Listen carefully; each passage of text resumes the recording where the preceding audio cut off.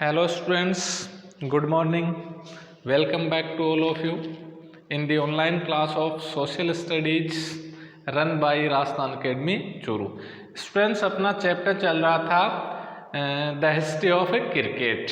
Cricket की history का अपना लेसन चल रहा था। उसमें लास्ट वीडियो में हमने पढ़ा था कि ये क्या था, एक बैट्समैन डोमिनेटेड गेम था और उसका रीज़न भी ये था कि जो कुलीन वर्ग के जो रिच पीपल थे वो क्या करते थे, बैटिंग करते थे, तो कैप्टन भी उन्हीं को बनाया जाता था, रूल भी उनके फेवर में डिसाइड होते थे, तो उसको एक बैट्समैन डोमिनेटेड गेम उस समय माना जाता था। नेक्स्ट में देखिए, अब अपना जो पॉइंट है उससे आगे, battle of Waterloo was won on the playing fields of Eton, कि जो वाटरलू की जो बैटल थी उसको जीता गया था कहाँ पर, on the playing fields of Eton. Eton क्या थी, एक स्कूल का नाम था, इंग्लैंड में स्कूल का नाम था, उसका जो प्लेइंग फील्ड्स था वहाँ पर क्या किया गया था, वाटरलू के युद्ध को जीता गया था। यानी इसका मतलब ये है कि वाटरलू के युद्ध को जीतने में मदद मिली थी कि कहाँ से, ईटन जैसी जो स्कूलें थी वो क्या करती थी, अच्छे जो स्कूल बॉयज़ हैं, जो कंट्री मैन हैं, वो तैयार करती थी। तो देखिए, दिस मीन्स, इसका मतलब ये है that Britain's military success, Britain की जो सैन्य सफलता होती थी, वॉज बेस्ड होती थी on the values taught to school boys in its public school. वहाँ की पब्लिक स्कूलों के अंदर वहाँ के स्कूल बॉयज़ को जो वैल्यूज पढ़ाई जाती थी उनके ऊपर उनकी मिलिट्री जो सक्सेस होती थी वो बेस्ड होती थी। और ऐसा कार्य करने में Eton was the most famous of these schools. ऐसी जो स्कूल्स थी उसमें सबसे मोस्ट फेमस स्कूल कौन सी थी, ईटन। तो इसीलिए कहा गया कि battle of Waterloo was won on the playing fields of Eton. For example के लिए, जैसे स्कूल के अंदर जिस प्रकार के जो स्टूडेंट्स का कैरियर जिस प्रकार से तैयार किया जाएगा वो उस देश का क्या होगा, भविष्य होगा, उसका फ्यूचर होगा। तो ईटन जो स्कूल थी वो क्या करती थी, एक अच्छे सोल्जर के, एक अच्छे सिविल सर्वेंट के जो गुण होते हैं वो अपने स्कूल बॉयज़ में पैदा करती थी, तो वो उन्हें देश के प्रोग्रेस के अंदर क्या मिलता था, उनका लाभ उन्हें मिलता था। The English boarding school was the institution that trained English boys for careers in the military, the civil service and the church। जो बोर्डिंग स्कूल थे ब्रिटेन के, इंग्लिश के, वो बच्चों को ट्रेंड करते थे, बॉयज़ को ट्रेंड करते थे कैरियर के लिए। कहाँ पर कैरियर बनाने के लिए, मिलिट्री में कैरियर बनाने के लिए, सिविल सर्विस के अंदर कैरियर, प्रशासनिक सेवाओं में कैरियर बनाने के लिए, एंड चर्च के अंदर धार्मिक जो क्षेत्र है उसमें कैरियर बनाने के लिए। The three great institutions of imperial England, जो शाही इंग्लैंड था उसके अंदर ये तीन बड़े इंस्टीट्यूशन होते थे, मिलिट्री मान लें, सिविल सर्विस मान लें और चर्च मान लें। तो इन तीनों के लिए ट्रेंड करती थी बोर्डिंग स्कूल्स वहाँ के बॉयज़ को। नेक्स्ट पॉइंट देखिए अपना, by the beginning of the 19th century man like Thomas Arnold, 19वीं शताब्दी के शुरुआत में कुछ व्यक्ति जैसे थॉमस अर्नोल्ड था, headmaster of the famous rugby school and founder of the modern public school system. आधुनिक जो ये स्कूल प्रक्रिया थी, सिस्टम थी, उसका फाउंडर और रग्बी जो फेमस रग्बी स्कूल थी उसका वो क्या था, हेडमास्टर था, थॉमस अर्नोल्ड। उसने देखा टीम स्पोर्ट लाइक क्रिकेट, कि एक टीम का जो गेम होना चाहिए, खेल होना चाहिए क्रिकेट के समान, एंड रग्बी, और रग्बी जो है उसका भी स्पोर्ट्स होना चाहिए, not just as outdoor play, और इनका जो खेल है वो केवल इसलिए नहीं होना चाहिए कि उनको बाहर खेला जा सके, but as an organised way of teaching English boys the discipline, the importance of hierarchy, the skills, the codes of honour and the leadership qualities that helped them build and run the British Empire. यानी जो school boys जो थे उनको discipline पढ़ा जाए, उन्हें hierarchy का importance बताया जाए, वंशानुक्रम का कुशलता उनमें लाया जाए, उनके अंदर सम्मान की भावना पैदा की जाए, उनमें लीडरशिप क्वालिटीज़ डेवलप की जाएं, तो इसके अंदर उन्हें मदद मिलेगी खेल के माध्यम से। क्योंकि जो टीम के जो खेल होते हैं, गेम्स होते हैं, उनके अंदर लीडरशिप का आता है, कुशलता का, इस प्रकार के जो वैल्यूज हैं, जो गुण हैं, उनके अंदर पैदा किए जा सकते हैं खेल के माध्यम से। In actual fact the Napoleonic wars were won because of the economic contribution of the iron works of Scotland and Wales, the mills of Lancashire and the financial houses of the city of London. जो युद्ध था वो actual में किस वजह से जीता गया था? इकोनॉमिक कंट्रीब्यूशन की वजह से, आर्थिक योगदान की वजह से। जहाँ वो जो स्कॉटलैंड में आयरन वर्क्स थे उनके द्वारा, वेल्स के जो आयरन वर्क्स उनके द्वारा, मिल्स ऑफ लैंकाशायर के द्वारा, financial houses of the city of London थे, उन्होंने क्या किया था? फाइनेंशियल कंट्रीब्यूशन किया था। इस वजह से नेपोलियनिक जो वॉर था वो जीता गया था। It was the English lead in trade and industry that made Britain the world's greatest power. और इंडस्ट्री और ट्रेड को लीड करने वाले जो व्यक्ति थे, उन्होंने ब्रिटेन को क्या बना दिया था? वर्ल्ड की ग्रेटेस्ट पावर बना दिया था। But it suited the English ruling class to believe that it was the superior character of its young man. लेकिन ये उनका ये मानना था कि अपने जो यंग मैन है उनका क्या सुपीरियर कैरेक्टर है। ये बिल्ट इन बोर्डिंग स्कूल्स, और जो इसका निर्माण कहाँ किया जा सकता है? बोर्डिंग स्कूल के अंदर। Playing gently games like cricket that tip the balance, जिससे क्या बना रहता है? संतुलन बना रहता है। क्रिकेट जैसे खेल खेल करके, गेम्स हैं उनको प्ले करके क्या किया जा सकता है? अच्छे जो स्टूडेंट्स हैं उनसे अच्छे ट्रेडर, अच्छे जो अपने सोल्जर हैं वो तैयार किए जा सकते हैं। अब देखिए the spread of the cricket, यानी क्रिकेट का एक जगह से दूसरी जगह पर स्प्रेड होना।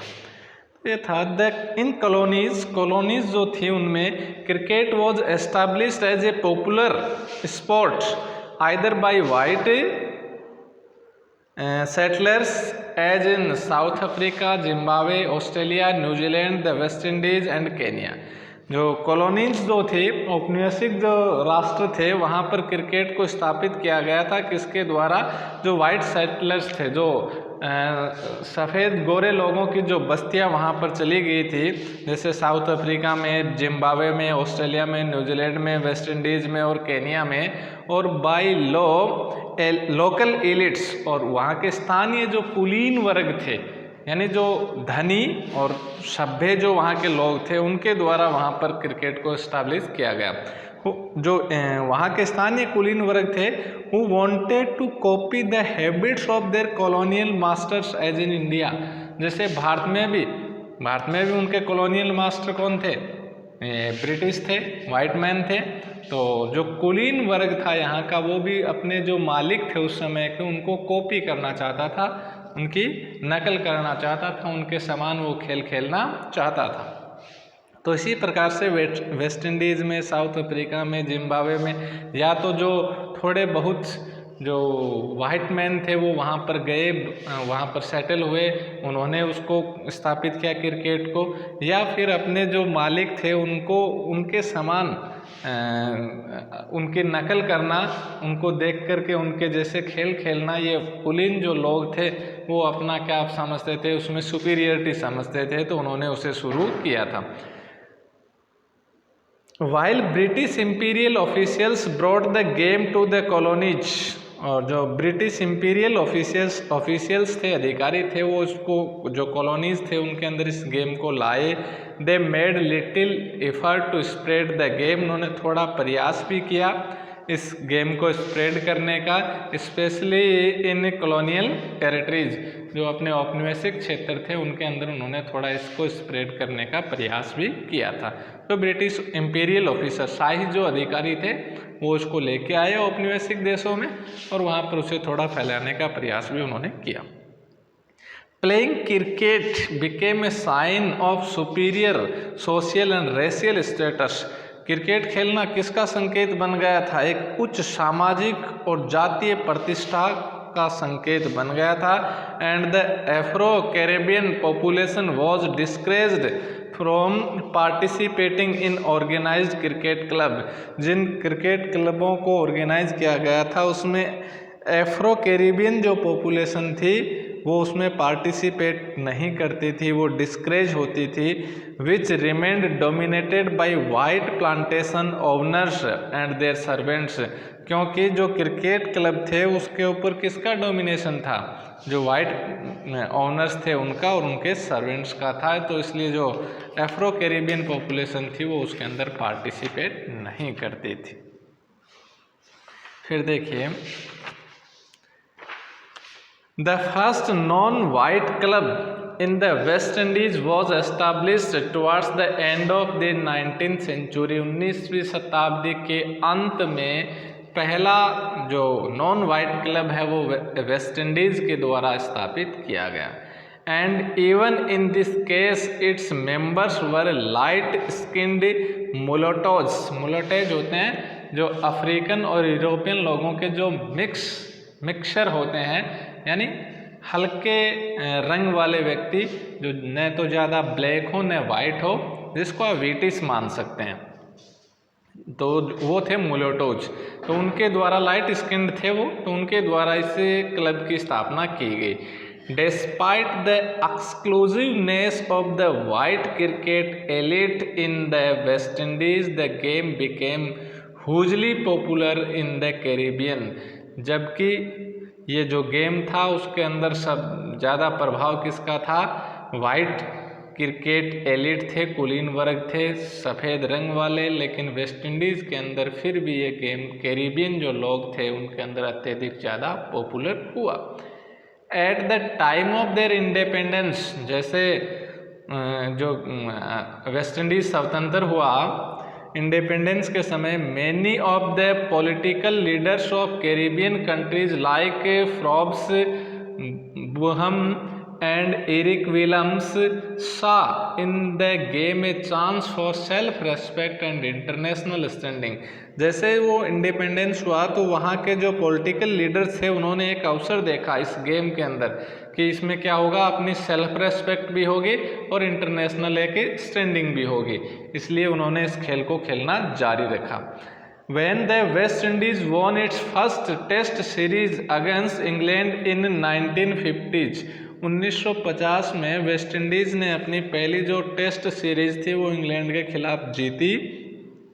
It was celebrated as a national achievement, उसे एक राष्ट्रीय अचीवमेंट या उपलब्धि के रूप में सेलिब्रेट किया गया। As a way of demonstrating that West Indies were the equals of white Englishmans, और एक ऐसा प्रदर्शन किया गया कि वेस्ट इंडीज के जो लोग हैं वो समान ही हैं, इक्वल्स हैं किसके? वाइट जो इंग्लिशमैन्स हैं, सफ़ेद जो लोग हैं उनके वो समान ही। क्योंकि उसके अंदर उस समय क्या होता था, जातीय भेदभाव और रंग के आधार पर भेदभाव होता था, रेशियल वहाँ पर डिफ्रेंसिएशन था उसके अंदर। There were two ironies to the victory of West Indies, लेकिन इसमें दो विडम्बनाएं थी। One, the West Indies team that won was captain by a white player, क्योंकि उस समय जो टीम 1950 में जीती थी उसका जो कैप्टन था वो एक वाइट प्लेयर था। The first time A black player lead the West Indies test team was in 1960 when Frank Worrell was named captain। पहली बार जो ब्लैक स्किन जो प्लेयर था वो 1960 में टीम का कैप्टन बना और उसका नाम था फ्रैंक वॉरेल। दूसरी बात, the West Indies cricket team represented not one nation but several dominations that later became independent countries। और दूसरी बात ये थी कि वेस्ट इंडीज़ की जो टीम थी उसने केवल वेस्ट इंडीज़ को रिप्रेजेंट नहीं किया था, उसमें बहुत सारी अदर जो कॉलोनीज़ थी, कॉलोनियल स्टेट्स थे जो बाद में स्वतंत्र राष्ट्र बन गए थे, उनके खिलाड़ी भी उसमें शामिल थे। तो ये दो बातें थी, एक तो उसका कैप्टन क्या था, वाइट प्लेयर था, और उसने एक अकेले वेस्ट इंडीज़ को रिप्रेजेंट नहीं किया था, उसमें सेवरल डोमिनेशंस थे that letter became independent countries, जो बाद में स्वतंत्र राष्ट्र बन गए थे।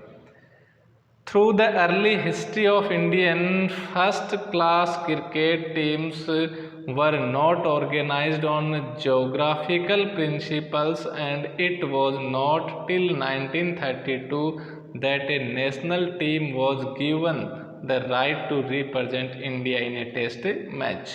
और शुरुआत के अंदर भारतीय हिस्ट्री के अंदर क्रिकेट जो फर्स्ट क्लास क्रिकेट था उसकी जो टीमें थी वो क्षेत्रीय आधार पर तैयार नहीं होती थी, और पहली बार 1932 में नेशनल टीम को अनुमति मिली जो इंडिया को रिप्रेजेंट उसने किया एक टेस्ट मैच के अंदर।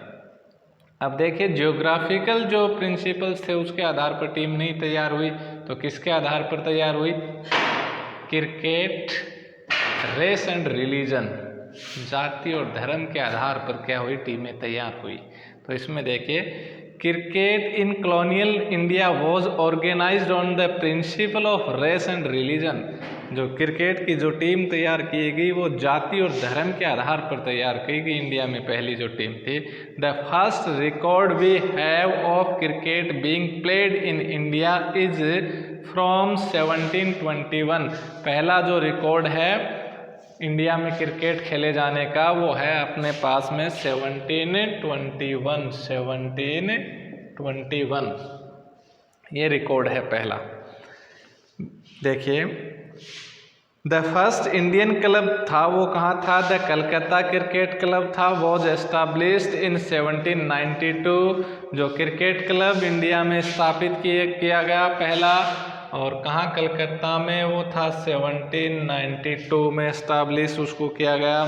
थ्रू द 19th सेंचुरी, 19वीं शताब्दी के दौरान cricket in India was almost fully sport played by British military man and civil servants in all white clubs and जिमखानाज।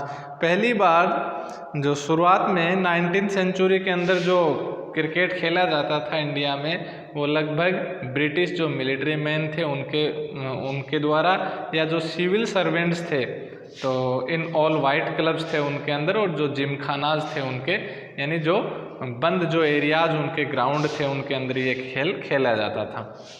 यानी कॉमन इंडियन उसके अंदर पार्टिसिपेट नहीं करते थे। Indians were considered to have no talent for the game. Indian को माना जाता था कि उनके अंदर इस खेल के लिए टैलेंट ही नहीं है, वो खेल नहीं सकते cricket. And certainly not meant to play it, और वास्तव में ये खेल उनके लिए बना ही नहीं है खेलने के लिए। बट दे डिड, लेकिन उन्होंने ऐसा किया, वो खेले।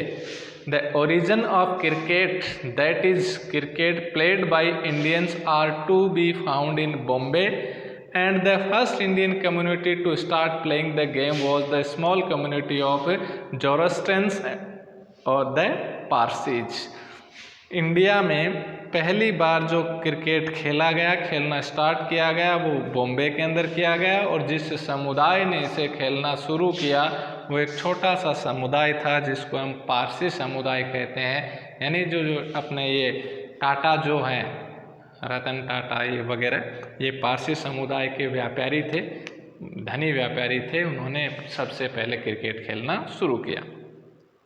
The Parsis founded the first Indian cricket club. पहले इंडियन क्रिकेट क्लब की स्थापना भी पारसीज ने की। The Oriental Cricket Club in Bombay in 1848। पहला क्रिकेट क्लब पारसीज के द्वारा बॉम्बे में स्थापित किया गया 1848 के अंदर, 1848 के अंदर। हाँ, तो 1848 में बॉम्बे के अंदर क्रिकेट क्लब था वो ओरिएंटेड किया गया, उनके द्वारा फाउंडेड किया गया। The white cricket elite in India offered no help to the enthusiastic Parsis. जो उत्साही पारसीज थे क्रिकेट खेलने के लिए, उनको सफ़ेद जो एलिट्स थे, कुलीन वर्ग थे, उनके द्वारा कोई मदद नहीं की गई। तो जो पारसी कम्युनिटी थी उसकी जो ये वाइट जो पीपल थे उन्होंने उनकी मदद नहीं की। जबकि उसके विपरीत हुआ। इनफैक्ट वास्तव में there was a quarrel between the Bombay Gymkhana, A white colony club and Parsi cricketers over the use of a public park. जो बॉम्बे जिमखाना था वो किसका था? ए वाइट ओनली क्लब था उसके बीच में, और जो पारसी क्रिकेटर्स थे वो कहाँ खेलते थे? Use of a public park. वो एक पब्लिक पार्क के अंदर क्रिकेट खेलते थे, तो उनके बीच में क्या हुआ? क्वेरल और हो गई, झगड़ा हुआ। द पारसीज कंप्लेंट, जो पारसी थे उन्होंने शिकायत की, that the park was left unfit for cricket because the polo ponies of the Bombay Gymkhana dug up the surface. जो पोलो खेलते थे उस पार्क के अंदर, तो जो घोड़े होते थे उनसे जो सतह होती थी उसको क्या कर दिया जाता था? उसके पैरों से वो क्या हो जाती थी? डिगिंग हो जाती थी, खुद जाती थी। तो उस क्रिकेट के लिए उसका सरफेस ठीक नहीं रहता था। ये शिकायत की पारसीज ने, क्योंकि वो पार्क में खेलते थे। When it became clear that the colonial authorities were prejudiced in favor of their white companions, the Parsis built their own gymkhana to play cricket। और जब ये कॉमन हो गई ये बात कि जो कॉलोनियल अथॉरिटीज़ हैं वो भी क्या करती हैं, उनके साथ में प्रेजिडिस करती हैं, ईर्ष्या करती हैं, तो पारसी लोगों ने अपना खुद का जिमखाना बना लिया क्रिकेट खेलने के लिए। A Parsi team beat the Bombay Gymkhana at cricket in 1889। जो बॉम्बे जिमखाना थी वो किसकी थी? वाइट जो एलिट्स थे उनकी टीम थी, उसको पारसी टीम ने पहली बार हराया था, उसको बीट किया था 1889 में। Just 4 years after the foundation of the Indian National Congress in 1885, 1885 में इंडियन नेशनल कांग्रेस की स्थापना हुई। उसके ठीक 4 वर्ष बाद जो पारसी टीम थी उसने बॉम्बे जिमखाना थी उसको क्रिकेट के अंदर बीट किया था। नेक्स्ट देखिए अपना, बाई द 1890s, 1990 तक Hindus and Muslims were busy gathering funds and support for a Hindu Gymkhana and Islam Gymkhana. उसके बाद में हिंदू और मुस्लिम जो थे वो अलग अलग फंड एकत्रित करने लग गए अपने अपने जिमखाना के लिए, क्रिकेट खेलने के लिए। In the late 19th century, 19वीं शताब्दी के अंत में, many Indian institutions and movements were organised around the idea of religious community because of a colonial state encouraged these divisions and was quick to recognize communal institutions. Applications that used the communal categories favored by the colonial state were more likely to be approved। और 1819 में जब उन्होंने ये fund वगैरह अलग अलग हिंदू और मुस्लिम के रूप में गैदर करना शुरू किया, तो ये वाइट मैन के लिए एक अपॉर्चुनिटी आ गई। उन्होंने इंडिया को डिवाइज करना, यानी बांटो और राज करो की जो नीति थी उसको फॉलो किया। तो उन्होंने इसको ज़्यादा इनक्रेज किया। जो रिलीजियस कम्युनिटी थी उनको कम्युनलिज्म के लिए क्या इंस्टीट्यूशन जो पहचान रखते थे उनको ज़्यादा अप्रूव किया गया, ज़्यादा उनको मान्यता दी गई। यानी जो लोग जाति और धर्म के आधार पर अलग अलग इंस्टीट्यूट खोलना चाहते थे उनको अंग्रेज़ों ने ज़्यादा अप्रूव किया, उनको ज़्यादा अनुमति दी, क्योंकि वो डिवाइज उनको करना चाहते थे, बांटना चाहते थे। The history of gymkhana cricket led to first class cricket being organized on communal and racial lines। और जो जिमखाना की जो हिस्ट्री है क्रिकेट की वो ऑर्गेनाइज भी किसके आधार पर हुई? रेशियल और कम्युनल लाइंस के आधार पर स्टार्ट हुई। The team that played colonial India's greatest and most famous first class cricket tournament did not represent regions as teams in today's Ranji Trophy currently do, but religious communities. पहली बार जो first class cricket यानी जो cricket का आयोजन किया गया India में, तो उस समय इंडिया की जो टीमें थी वो क्षेत्रीय आधार पर नहीं थी। जैसे आज रणजी ट्रॉफी में होती है राजस्थान की, अलग अलग स्टेट की जो टीमें होती हैं, उस प्रकार से क्षेत्रीय आधार पर टीमें नहीं थी, जबकि धार्मिक आधार पर टीमें थी उस समय। जो फर्स्ट क्लास टूर्नामेंट हुआ था, उस टूर्नामेंट में इंडिया को रिप्रेजेंट करने वाली जो टीमें थी वो टीमें ज्योग्राफिकल वे पर नहीं थी, वो किसके आधार पर थी, रेशियल और रिलीजियस जो आधार था उसके ऊपर बनी हुई थी। The tournament was initially called quadrangular. Quadrangular का मतलब चतुष्कोणीय, जिसके अंदर 3-4 टीमें खेलती हों, और उसके अंदर टीमें because it was played by 4 team, क्योंकि ये 4 टीम के द्वारा खेला जाता था। द यूरोपियन एक team, the Parsis second team, the Hindus and the Muslim. तो 4 टीम के द्वारा जो टूर्नामेंट खेला जाता था उसको कहते थे क्वाड्रेंगुलर। क्वाड्रेंगुलर का मतलब चतुष्कोणीय।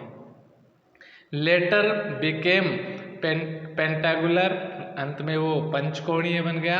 When a 5th team was added, जब उसके अंदर एक 5th टीम और एडेड हो गई, नेमली द रेस्ट, और उस टीम का नाम था the rest, which comprised all the communities left over, जो बाकी समुदाय बच गए थे उन सब को मिला करके, such as the Indian Christians, जैसे भारतीय क्रिश्चियंस जो रह गए थे वो।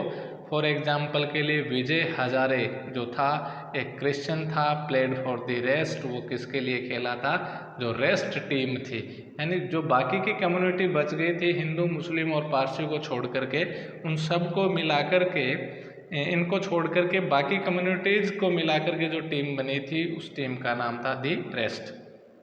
नेक्स्ट है अपना, बाय द लेट 1930s, 1930 के अंत में एंड अर्ली 1940, उसके शुरुआत में journalist, cricketers and political leaders had begun to criticise the racial and communal foundations of the pentagular tournament. जो पंचकोणीय जो ये टूर्नामेंट था, जिसको उन्होंने कम्युनियल रूप से और रेशियल रूप से स्थापित किया गया था, इसको फाउंडेशन किया गया था, उसको क्रिटिसाइज करना शुरू कर दिया जर्नलिस्ट ने, क्रिकेटर ने और पॉलिटिकल लीडर्स ने, कि ये जातीय आधार पर आपने जो टीमों का गठन किया है ये उचित नहीं है, उसकी आलोचना, उसको क्रिटिसाइज करना उन्होंने शुरू कर दिया। The distinguished editor of the, जो विशेष एडिटर थे of the newspaper the Bombay Chronicle के जो थे, S.A. Brelvi, the famous radio commentator AFS या Talyar Khan, and India's most respected political figure Mahatma Gandhi condemned the pentagular as a communally devised competition that was out of place in a time when nationalist were trying to unite the India's diverse population, कि जब जो राष्ट्रवादी हैं वो भारत की बिखरी हुई जनसंख्या को एक करने का प्रयास कर रहे हैं, उस समय जातीय आधार पर या धार्मिक आधार पर टीमों का आयोजन किया जाना क्या है, बिल्कुल गलत है, निंदनीय है, कंडेम्ड है। तो महात्मा गांधी ने भी इस बात को कंडेम्ड किया। फिर देखिए, a rival first class tournament on regional lines, फिर क्षेत्रीय आधार के ऊपर टूर्नामेंट किया गया। The national cricket championship later named the Ranji trophy, जिसका बाद में नाम क्या कर दिया गया, रणजी ट्रॉफी कर दिया गया। Was establish not but until independence did it properly replace the pentangular, और स्वतंत्रता के बाद इसने पूर्णतः जो पंचकोणीय श्रृंखला जो खेली जाती थी उसको रिप्लेस कर दिया, उसकी जगह ले ली रणजी ट्रॉफी ने। The colonial state and its divisive conception of India was the rock on which the pentangular was, जिस बंटवारे के आधार पर जिस बंटवारे के कंसेप्शन पर इस टीम का निर्माण किया गया था, पेंटागुलर जो मैच थे, टूर्नामेंट थे, उसका निर्माण किया गया था। It was a colonial tournament, ये क्या था, एक औपनिवेशिक टूर्नामेंट था। एंड इट डाइड विद राज, जैसे ही उनका राज समाप्त हुआ उसके साथ में वो टूर्नामेंट भी समाप्त हो गया। अब नेक्स्ट में देखिए कि ये जो इंडिया क्रिकेट जो इंडिया में आया उसके अंदर 3 पॉइंट देखिए। फर्स्ट देख लिया आपने सेकंड तो है अपना पलवंकर बालू 1904 के अंदर पलवंकर बालू जो था बॉलर था वो था। Palwankar Baloo was born in Poona in 1875। Palwankar Baloo का जन्म 1875 में पूना में हुआ। Born at a time when Indians were not allowed to play test cricket. उस समय पैदा हुआ जब इंडियंस तो वो टेस्ट क्रिकेट में खेलने की उनको अनुमति नहीं थी। He was the greatest Indian slow bowler of his time. अपने समय का वो एक महान स्पिनर था, स्लो बॉलर था। He played for the Hindus in the quadrangular the major cricket tournament of the colonial period. औपनिवेशिक समय का जो मुख्य क्रिकेट टूर्नामेंट था, चतुष्कोणीय जो श्रृंखला थी, उसमें वो हिंदूज के लिए खेला था। Despite being their greatest player, लेकिन वो ग्रेटेस्ट प्लेयर होने के बावजूद भी he was never made captain of the Hindus because he was born a Dalit and upper caste selectors discriminated against him। क्योंकि जब वो हिंदू टीम के लिए खेला लेकिन अच्छा खेलने के बावजूद भी उसे कैप्टन नहीं बनाया गया, क्योंकि वो दलित जो परिवार था उसमें पैदा हुआ था और जो अपर कास्ट सेलेक्टर थे, ऊपरी जो ऊंची जाति के जो सेलेक्टर्स थे, उन्होंने उसके प्रति भेदभाव किया। बट हिज यंगर ब्रदर, लेकिन उसका जो छोटा भाई था विठल, ए बैट्समैन, वो बैट्समैन था, did became captain of the Hindus. वो हिंदूज की जो टीम थी उसका कैप्टन बना इन 1923 में and lead the team to a famous victory against the Europeans. और यूरोपियंस के विरुद्ध उन्होंने टीम को एक विक्ट्री दिलाई, जीत दिलाई। अब महात्मा गांधी का क्या व्यू था? Mahatma Gandhi's view on cricket. Cricket के ऊपर महात्मा गांधी का क्या व्यू था? Mahatma Gandhi believe that sport was essential for creating a balance between the body and mind. Body और माइंड के बीच में संतुलन बनाए रखने के लिए खेल क्या जरूरी है। हाउएवर, फिर भी ही ऑफन एम्फेसाइज, वो इस बात पर जोर देते थे that games like cricket and hockey were imported into India. ये इंडिया में हॉकी और क्रिकेट जो गेम है वो इम्पोर्ट किए गए, लाए गए हैं बाय द ब्रिटिशों के द्वारा and were replacing traditional games. और अपने जो परंपरागत खेल हैं उनको वो क्या कर रहे हैं, रिप्लेस कर रहे हैं। सच गेम्स एज क्रिकेट, ऐसे गेम जैसे कि क्रिकेट है, हॉकी है, फुटबॉल है and tennis were for the privileged. He believed, वो मानते थे कि ये क्या थे, प्रिविलेज्ड थे, विशेषाधिकृत थे।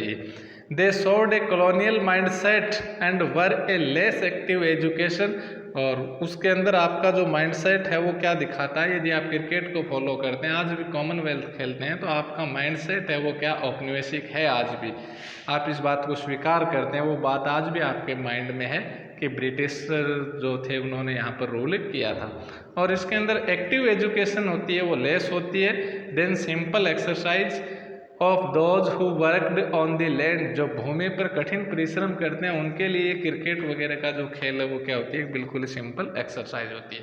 नेक्स्ट वीडियो के अंदर हम पढ़ेंगे द मॉडर्न ट्रांसफॉर्मेशन। इस क्रिकेट का जो आधुनिकीकरण हुआ वो हम नेक्स्ट वीडियो में पढ़ेंगे। थैंक्स।